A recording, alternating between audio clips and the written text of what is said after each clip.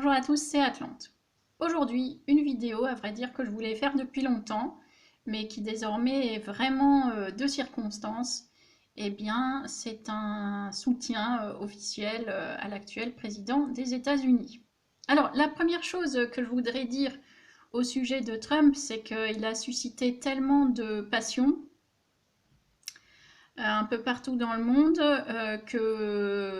qu'en fait, rien que ça ça rend le personnage intéressant et important, quoi qu'on en dise en France. Parce qu'en France, en fait, c'est peut-être même la France l'unique pays où quand vous dites quelque chose de positif sur Trump, littéralement, vous risquez votre job. Mais vraiment, quoi. Hein, je veux dire, c'est devenu une espèce de cri de ralliement que de dire que vous êtes anti-Trump. Enfin, c'est une espèce de truc, ouais, de truc normal. Je suis anti-Trump, d'office, quoi. Hein. Et effectivement, si jamais je dis un truc positif au sujet de Trump, tout de suite, j'ai la vindicte, mais sans le moindre argumentaire, bien évidemment. Mais vraiment, quoi, c'est un truc de fou. Jamais aucun président n'a suscité autant d'unanimité sur des considérations que personne n'étudie dans le fond. Voilà. Donc, ce que je voudrais dire au sujet de Trump, eh bien, ma foi, c'est que moi, j'ai détecté ses qualités dès 2015. Donc, je l'ai soutenu, enfin, soutenu, je l'ai suivi, en tout cas, j'ai suivi sa campagne dès 2015. Et en 2016, j'étais vraiment accrochée. Heureusement, j'étais en vacances. J'ai passé la soirée sur les chaînes étrangères et je me suis levée à 6 heures du matin pour allumer les chaînes étrangères et voir ce qui se passait en direct, quoi. Voilà, et donc, en fait, je l'ai senti. À l'époque, j'ai dit, c'était vraiment un immense espoir pour le monde entier. Et le miracle s'est produit. D'ailleurs, on avait ouvert le champagne ce jour-là. Voilà, donc c'était vraiment un truc extraordinaire et d'ailleurs qui ne s'est pas démenti puisque Trump a fait des choses superbes. Et déjà, la première qui nous concerne, parce qu'après nous, on va pas faire d'ingérence au niveau de la politique intérieure des États-Unis, qui ne nous concerne pas. Par contre, ce qui nous concerne, c'est plutôt le statut hein, de première puissance mondiale et puis son, comment dire, la tradition états-unienne depuis la fin de la Deuxième Guerre, de mener des combats un peu partout dans le monde. Donc c'est ça plus qui nous intéressait. Et en fait, Trump a fait déjà une première très bonne chose pour le monde entier, c'est de ne pas mener de guerre à l'étranger. Donc il a rapatrié les troupes, les dernières troupes, etc. Et il n'a pas déclenché de nouvelles guerres. Au contraire, il a réussi à avoir des accords de paix. Notamment, il a réussi à s'assurer que la Corée du Nord n'offense personne. Et puis au Moyen-Orient aussi, il a fait des choses que personne n'avait réussi à faire jusque-là. Donc, quand même, on salue déjà au moins son talent inouï de la négociation. C'est vrai que son profil est un profil business. C'est pas un profil de diplomatie, de grande université, etc. C'est un profil véritablement business. Donc c'est quelqu'un bon, qui était d'accord héritier en partie, mais qui ensuite a réussi à faire fortune. Ensuite, il a chuté et puis il est remonté. Enfin voilà, typiquement une histoire américaine, puisque là-bas, en fait, faire fortune, c'est pas sale comme ici. Hein. En France, bon, dès qu'on touche un petit, hein, dès qu'on fait un petit peu de sous, c'est suspicieux, c'est malsain, c'est mal vu.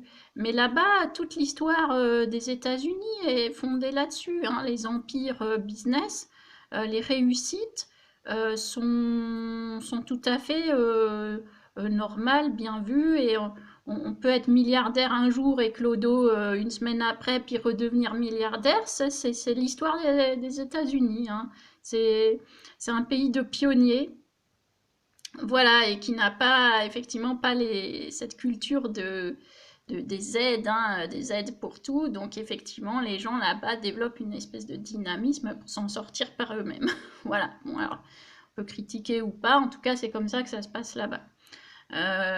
Donc Trump est un véritable Américain. Donc c'est pour ça que le critiquer avec notre point de vue de Français, a fortiori d'Européens, hein, qui nous voulons un peu raffiner, hein, les spécialistes d'IKEA qui... les spécialistes d'IKEA qui critiquent les intérieurs un peu beau, baroque et un peu dégueu. Bon, c'est sûr, la déco chez Trump, c'est pas un truc bon très européen, mais ma foi, pourquoi on irait critiquer ça? Je veux dire, bon, chacun fait ce qu'il veut chez soi et se décore comme il veut. Bon, voilà. En tout cas, oui, pour dire que nous, en tant qu'Européens, on l'a critiqué avec un prisme et puis des valeurs d'Européens. Mais non, mais Trump, il n'est pas européen. Trump, il est 100% états-unien. Il est pur jus, quoi. Donc, quiconque est allé aux États-Unis a un petit peu séjourné, sait que Trump est un Américain typique. Il y a pas... C'est ça aussi qui a plu dans le peuple. Et puis, le fait qu'il soit milliardaire, en fait, déjà, ça présage de ce qui va se passer chez nous, parce qu'en fait, l'argent détermine tout. On l'a vu avec Macron déjà, hein. Macron a été financé par des milliardaires, et donc maintenant, il est redevable en toute logique vis-à-vis de ces milliardaires. Mais Trump, lui, il n'a demandé d'argent à personne, il ne doit rien à personne, il a utilisé sa propre fortune pour faire campagne. Et ça, c'est quelque chose que personne n'a dit et qui est fondamental. C'est-à-dire que ce gars, il avait tout dans sa vie, les belles femmes, et là toutes les villas, les immeubles entiers que vous voulez, etc.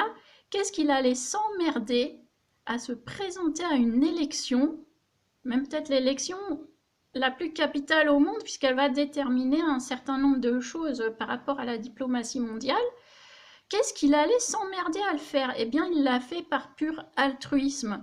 Et c'est là que son profil est extrêmement intéressant parce que c'est un milliardaire, multimilliardaire, mais qui a eu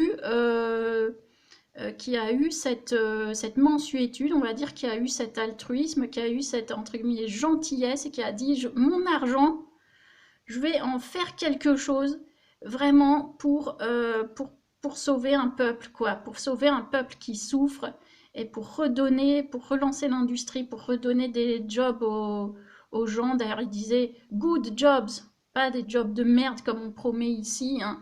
C'était vraiment des bons jobs, vraiment l'industrie, il a réussi à rapatrier un certain nombre d'usines. Voilà, c'est tout à fait chouette, quoi. C'est tout à fait chouette. Puis bon, après, il y a eu le corona, quoi. Mais en tout cas, Trump, peut-être que c'est quelqu'un qui n'est pas raffiné à l'européenne. Ok, mais je répète, je veux dire, peu importe. Ce qui est intéressant, c'est déjà comment il est arrivé et ensuite ce qu'il a fait très concrètement, factuellement, quoi. Et donc, rien que pour ça, eh bien, moi, je veux lui rendre hommage et puis je veux lui dire que en France, il y a des gens qui le suivent et qui l'apprécient et qui le remercient pour ce qu'il a fait, même s'il n'y a pas d'impact direct chez nous.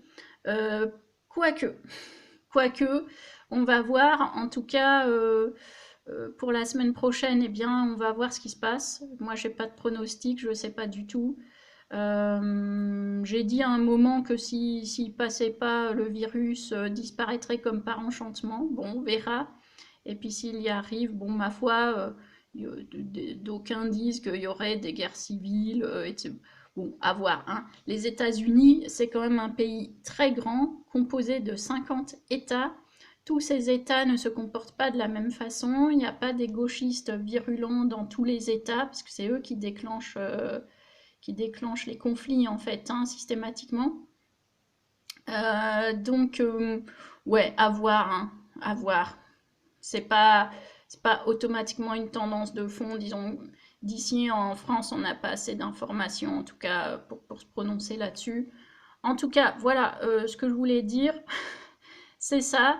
Bravo, bravo, et puis good luck.